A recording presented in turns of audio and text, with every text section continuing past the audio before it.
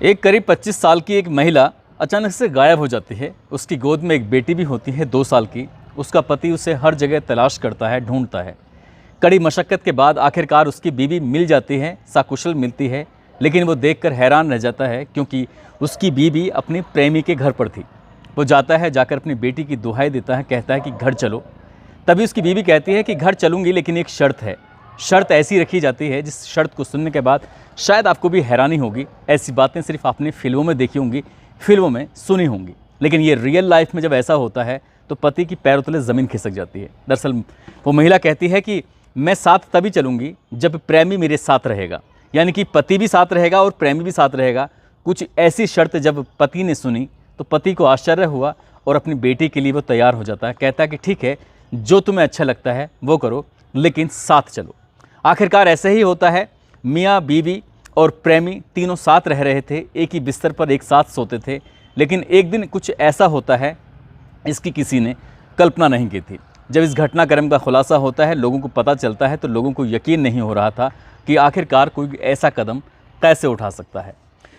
आदाब, नमस्कार, सत श्री अकाल। मैं उस्मान सैफ़ी। आज की जो सच्ची घटना मैं आपको सुनाने जा रहा हूँ, ये सच्ची घटना है उत्तर प्रदेश का एक ज़िला है गाज़ियाबाद, और इसी गाज़ियाबाद ज़िले का एक थाना लगता है क्रॉसिंग रिपब्लिक। दरअसल क्रॉसिंग रिपब्लिक का एक एरिया है, एक बस्ती है बहरामपुर। और बात कर रहा हूँ 22 दिसंबर 2023 की सुबह, जब घरों से बच्चे स्कूल जाने के लिए निकल रहे थे, मज़दूर मज़दूरी करने के लिए और लोग काम करने के लिए, अपनी अपनी नौकरी पर जाने के लिए। एक खंडर है, खंडर जैसा मकान, उसके अंदर से अजीब तरह की दुर्गंध आ रही थी, जिससे कि उस रास्ते से, उस गली से निकलना लोगों का बहुत मुश्किल हो रहा था। एक व्यक्ति ने जब करीब जाकर, पास जाकर देखा तो कंबल में लिपटा हुआ एक व्यक्ति, एक आदमी लेटा हुआ था। उसके चारों तरफ कुछ पिन्नी भी लिपटी हुई थी। जैसे ही पास में जाकर देखते हैं तो सहज ही अंदाज़ा लगा लिया गया था कि ये कंबल में और पिन्नी में लिपटी हुई एक लाश है। लाश किसी आदमी की थी। अर्धनग्न अवस्था में उस लाश को देखकर लोगों की हालत ख़राब हो जाती है। तुरंत ही पुलिस को सूचना दी जाती है और क्रॉसिंग रिपब्लिक थाने की पुलिस मौके पर आती है। पुलिस ने उस शव को कब्जे में लिया, उसके कुछ फोटोग्राफ्स उतारे। उसके बाद फिर आसपास के लोगों से ये जानने की कोशिश की कि आखिरकार ये व्यक्ति कौन है, जिसकी उम्र लगभग 30 साल के आसपास बताई जा रही थी। समझ नहीं आ रहा था कि ये कौन व्यक्ति है। आसपास के जितने भी लोग थे, जितने किराएदार थे, ज़्यादातर लोगों से पूछा जाता है, लेकिन उस व्यक्ति का कहीं कोई पता नहीं चल पाता। इसलिए पुलिस काफ़ी परेशान होती है। शव को कब्जे में लेकर पोस्टमार्टम के लिए भेजा जाता है। पोस्टमार्टम की रिपोर्ट भी आती है और उससे पता चलता है कि किसी धारदार हथियार से एक नहीं कई बार, अनेकों बार किए गए हैं, जिसकी वजह से इस व्यक्ति की मौत हो जाती है। साथ ही ये भी पता चलता है कि गला भी घोंटा गया था, इत्मीनान करने के लिए ये बच ना जाए। दुश्मनी कुछ गहरी लगती थी, लेकिन दुश्मन कौन है, क्यों मारा गया है, कई तरह के सवाल थे। पुलिस इन सवालों के जवाब तलाश करने में लग जाती है, लेकिन 5 दिन बीत जाते हैं और पुलिस को सफलता आखिरकार नहीं मिलती। पुलिस को पहली बात तो यही नहीं पता चल पाता है कि ये मरने वाला व्यक्ति है कौन। तभी एक दिन एक व्यक्ति, जिसका नाम होता है गुलशन गाज़ियाबाद के अलग अलग थानों के चक्कर काट रहा था और कह रहा था कि साहब, मेरा भाई कई दिनों से लापता है। मेरे भाई का जो मोबाइल नंबर है वो बंद आ रहा है। मैंने अलग अलग जगहों पर उसे तलाश करने की कोशिश की, लेकिन उसका कहीं आता पता नहीं चल पाया। उस गुलशन से पूछा जाता है तुम्हारे भाई का नाम क्या है, तो कहता है कि मेरे भाई का नाम शिवम उर्फ सोनू गुप्ता है, जो कि गाँव नागर है, थाना गोहन और ज़िला जालौन यूपी का रहने वाला है। इतनी दूर का वो व्यक्ति यहाँ करने क्या आया था, तो उससे पूछा जाता है तो बताता है कि मेरा भाई टैक्सी चलाता था, टैक्सी ड्राइवर था और यहीं पर रहकर भरण पोषण करता था। मेरी भाभी भी है और उनकी एक प्यारी सी बिटिया भी है। जैसे ही पुलिस ने ये बात सुनी, पुलिस वाले एक फ़ोटो दिखाते हैं। फ़ोटो जब देखता है तो कहता है कि हाँ, ये मेरे भाई के जैसा ही दिख रहा है। अर्धनग्न हालत में जो लाश थी, उस लाश के फ़ोटो को देखकर वो पहचान लेता है। इसके बाद पुलिस को लेकर सीधा पहुंच जाता है उसी बहरामपुर जगह में जहां पर वो रहता था। वहां पर एक व्यक्ति है प्रमोद दीक्षित। उस प्रमोद दीक्षित के यहाँ पर किराए पर वो रहता था, लेकिन प्रमोद दीक्षित कई दिनों से यहाँ गायब था, वो लापता था, उसका कोई अता पता नहीं था। वो शायद अपने किसी काम से गया होगा। तो पुलिस ने जब इस घर में जाते हैं, पुलिस घर के अंदर जब प्रवेश कर रही थी, तो पुलिस को जगह जगह सीढ़ियों पर, दीवारों के साइडों में ब्लड के निशान थे, धब्बे थे जो सूख चुके थे। पुलिस ने देखा तो पुलिस को कुछ शक होता है। वहाँ घर में उसकी पत्नी प्रियंका भी होती है और बेटी आराम से इत्मीनान से खेल रही थी। तभी पुलिस वालों ने पूछा कि तुम्हारा पति कई दिनों से लापता है, क्या बात है? तो वो कहती है मेरा पति लापता नहीं है, बल्कि घर पे ही है। यानी कि जब पति को सामने लाया जाता है तो वो पति नहीं था, बल्कि वो प्रेमी था, जिसका नाम गर्जन होता है, गर्जन यादव, जो कि बलिया का निवासी था। गुलशन साहब पहचान लेता है ये मेरी भाभी हैं, लेकिन ये मेरा भाई नहीं है। तभी पूछा जाता है कि तुम्हारा पति कहाँ है, जो भी है सच सच बताओ, नहीं तो फिर सही नहीं होगा। पुलिस ने इसके प्रेमी यानी कि गर्जन यादव को भी गिरफ्तार किया, साथ ही प्रियंका को भी गिरफ्तार किया। गिरफ्तार करने के बाद थाने लेके आते हैं। जो इस इलाके की एसीपी होती हैं सलोनी अग्रवाल, उन्होंने जब सख्ताई से पूछताछ करने की कोशिश की तो कुछ उसने ऐसी बातें बताई जिसको सुनकर वाकई हैरानी होती है। दरअसल जो व्यक्ति होता है शिवम उर्फ सोनू गुप्ता, इसने साल 2015 में एक हेमू नाम की महिला से शादी की थी। उसको 2 बच्चे भी पैदा होते हैं, लेकिन इसका मन अपनी बीवी में, अपनी पत्नी में लग नहीं रहा था। और उसे एक दिन एक मुलाकात होती है प्रियंका नाम की एक महिला से। जब प्रियंका नाम की लड़की से मुलाकात होती है, मुलाकात के बाद वो उससे प्यार कर बैठता है। प्यार करने के बाद उससे शादी कर लेता है।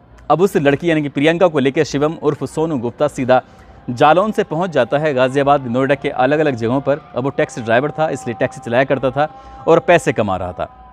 लेकिन इसकी बीवी जो होती है, पत्नी प्रियंका की मुलाकात होती है एक मजदूर से, जो उसके घर पे एक दिन मजदूरी करने के लिए आता है, गर्जन यादव से। बीवी गर्जन यादव से प्यार कर बैठती है और ये व्यक्ति, इसे बिल्कुल भी जानकारी नहीं थी। जब जब ये अपने काम से निकल जाया करता था, तब तब गर्जन यादव घर में आता था और दोनों के अवैध संबंध बन जाते हैं। दोनों जब जब मौका मिलता था तब दोनों एक दूसरे से मुलाकात करते थे, बातचीत करते थे और ऐसे ही करके वक्त गुजर रहा था। लेकिन एक दिन शिवम उर्फ सोनू अपनी पत्नी प्रियंका को उसके प्रेमी गर्जन यादव के साथ देख लेता है और इसी बात का वो एतराज़ करता है तो लड़ाई होती है। वो वहाँ से यानी कि इस व्यक्ति को भगाने की कोशिश करता है। कुल मिला के वो व्यक्ति यानी कि गर्जन वहाँ से चला जरूर जाता है। लेकिन मार्च 2023 में प्रियंका का दिमाग थोड़ा सनक जाता है और वो अपनी बेटी को लेकर सीधा बलिया पहुँच जाती है अपने प्रेमी के पास, और उसी के घर पर इत्मीनान से रह रही थी। शिवम ने अपनी पत्नी को हर जगह तलाश करने की कोशिश की, लेकिन पत्नी उसकी मिल नहीं पा रही थी। आखिरकार वो बलिया पहुंच जाता है किसी तरकीब से पता निकाल कर। जब बलिया में सैया गांव में पहुंचता है तो वहां देखता है तो उसकी बीवी भी, उसकी बेटी भी आराम से इत्मीनान से रह रही है, लेकिन प्रेमी के घर पर प्रेमी के साथ। वो जाकर अपनी पत्नी से हाथ पैर जोड़ता है, कहता है कि तुम यहाँ से चलो, यहाँ मत रहो, मेरी बेटी है उसके तो ख्याल रखो।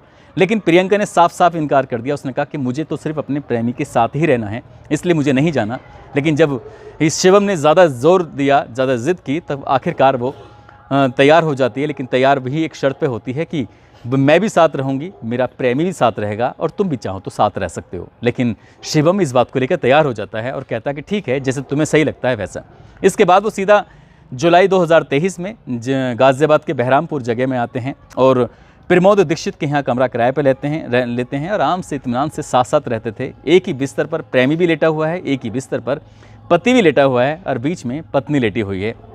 जब जब जिसका मन करता था, जैसे चाहते थे वैसे रहते थे। लेकिन शिवम उर्फ सोनू गुप्ता को ये बात बिल्कुल पसंद नहीं आती थी कि उसकी पत्नी उसकी प्रेमी के बाहों में, उसी के आंखों के सामने है, तो ये बात उसे ख़राब लगती थी। इसी बात पर वो रोज़ रोज़ झगड़ा करता था, कलेश होता था। और जब बात करते करते लगभग 6 महीने का वक्त बीत जाता है, तभी इसकी पत्नी प्रियंका अपने प्रेमी गर्जन से कहती है कि अब हमें कुछ कठोर कदम उठाने की ज़रूरत है। जब तक कठोर कदम नहीं उठाए जाएंगे तब तक बात ख़त्म नहीं होगी।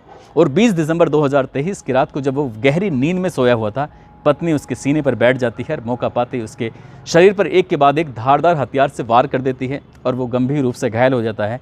मौका पाते ही उसका गला में दबा दिया जाता है और प्रेमी इस पूरे घटनाक्रम में साथ दे रहा था। जब उसका दम निकल जाता है, इत्मीनान से मर जाता है, हालांकि उसके शरीर के जो खून निकल रहा था, ब्लड निकल रहा था, वो दीवारों पर और सीढ़ियों पर भी लगा हुआ था। तभी कंबल का भी इंतज़ाम किया जाता है, पिन्नी का इंतज़ाम किया जाता है। उसकी लाश को लपेटा जाता है। लपेटने के बाद पास के ही एक खंडर में जाकर लाश को फेंक दिया जाता है, क्योंकि मकान मालिक के अलावा और कोई जानता नहीं था ये मरने वाला व्यक्ति कौन है। लेकिन मकान मालिक कहीं बाहर रहता था, दूर रहता था, इसलिए पुलिस ने जब अलग अलग लोगों से पूछताछ करने की कोशिश की, यहाँ तक कि पुलिस इस महिला के पास भी जाती है, कहती है कि क्या तुमने इसको देखा है? तो वो कहती है कि मैंने तो कभी इस व्यक्ति को देखा ही नहीं। यानी कि उस प्रियंका ने अपने ही पति को पहचानने से साफ इनकार कर दिया। और जब घटनाक्रम का खुलासा होता है तो पुलिस को यकीन नहीं हो रहा था कि आज के इस दौर में ये महिला किस दौर में जी रही है। आखिरकार इसने अपने पति से क्या शर्त रखी?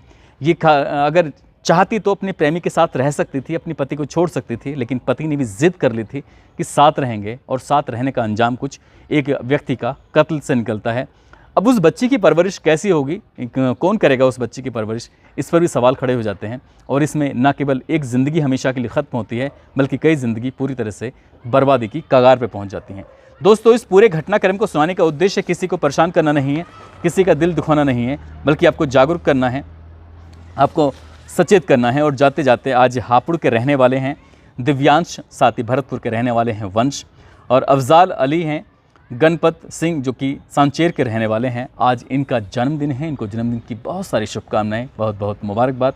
साथ ही कुछ लोगों के नाम लेने की अपील की है। उन लोगों में शामली के रहने वाले नईम अली हैं, गाज़ीपुर के संदीप कुमार हैं, धौलपुर के बहादुर सिंह, भीलवाड़ा के काना राम गुज्जर हैं, सिवान के रहने वाले हैं नज़ीर शाह, इमरान उस्मानी बिहार के रहने वाले हैं, विशाल कुमार गाज़ियाबाद से हैं, वीरेंद्र शाहू छत्तीसगढ़ से, मोहम्मद जफरुल सीतामढ़ी से हैं, सागर चौहान शामली से, अनुराग यादव कन्नौज से हैं, राजीव यादव मैनपुरी से हैं, जमीरुल हसन फर्रुखाबाद से, हाथरस से बबलू कुमार, किशन चौहान हैं, रामू ठाकुर झांसी के रहने वाले हैं। आप सब लोग अपना ख्याल रखें, सुरक्षित रहें। जय हिंद, जय भारत।